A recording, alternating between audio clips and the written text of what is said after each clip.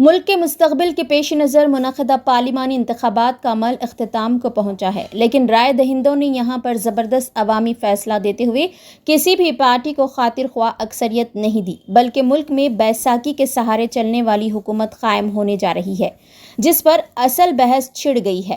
اب تک یہ سمجھا جا رہا تھا کہ نریندر مودی 300 کا جادوئی ہنسا پار کر لیں گے، لیکن معاملہ کچھ اور نکلا۔ رائے شماری سے قبل تمام ٹی وی چینلوں نے مودی کے نام کی مالا جپتے ہوئے اپنے ایگزٹ پول میں مودی کو 340، 350، 370، 400 نشستوں پر کامیابی کا سینہ ٹھوک کر دعویٰ کر رہے تھے، لیکن جب اصل نتائج آنے کے بعد متعلقہ ٹی وی چینلز کا حال کسیانی بلی کھمبا نوچے کے مترادف ثابت ہوا۔ انتخابی نتائج میں این ڈی اے کو 295 نشستیں پار کرنے کا بھی امکان نہیں ہے۔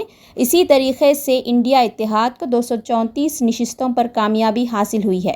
ملک کی موجودہ سیاسی صورتحال میں ملک کا اگلا وزیر اعظم کون ہے کہہ کر عوام میں یہ موضوع زیر بحث ہے۔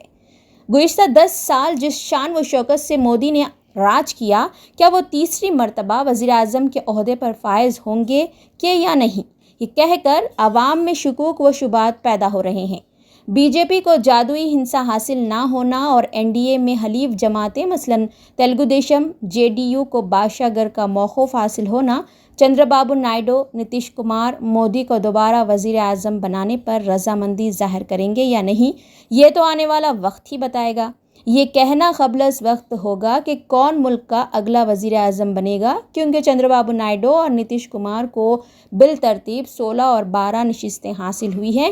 ان دونوں پارٹیوں کی جملہ 28 نشستیں حاصل ہیں، جو کہ اہم رول ادا کر سکتے ہیں۔ این ڈی اے کی جملہ 292 نشستوں میں سے 28 نشستوں کو تفرق کرنے پر 264 نشستوں کا این ڈی اے کو عددی موقف حاصل ہوگا، اور وہ جادوئی ہنسے سے 8 نشستیں کم ہوں گی، جس پر تلگو دیشم اور جے ڈی یو کو بادشاہ گر کا موقف حاصل ہوگا۔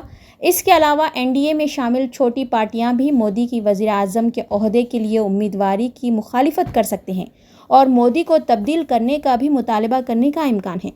حقیقت میں این ڈی اے میں شامل حلیف جماعتیں مودی کی تاناشاہی کے خلاف ہیں اور وہ مودی کو پسند نہیں کرتے، لیکن مودی کی عوامی مقبولیت کے پیش نظر وہ کھلم کھلا اظہار کرنے سے گریز کر رہے ہیں اور اقتدار کو ہاتھ سے چھوڑنا نہیں چاہتے۔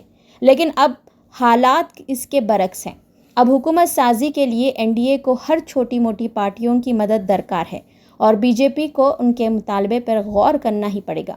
پہلے ہی سے نتیش کمار وزیر اعظم بننے کا خواب دیکھ رہے ہیں اور چندرا بابو نائیڈو بھی کافی تجربہ کار اور سینئر لیڈر ہیں، ان کی بھی وزیر اعظم کے عہدے پر نظر ہو سکتی ہے، کیونکہ وہ آندھرا پردیش میں اپنے فرزند لوکیش کو چیف منسٹر کی کرسی پر فائز کرتے ہوئے اپنا سیاسی جانشین بنا کر وہ قومی سیاست میں سرگرم رول ادا کر سکتے ہیں۔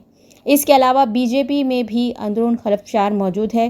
اب تک کی سینئر بی جے پی قائدین کو مودی اور امت شاہ کی جوڑی نے دیوار سے لگانے کا کام کیا ہے۔ اب وہ بھی اپنی آواز کو بلند کرتے ہوئے موقع کا فائدہ اٹھا سکتے ہیں۔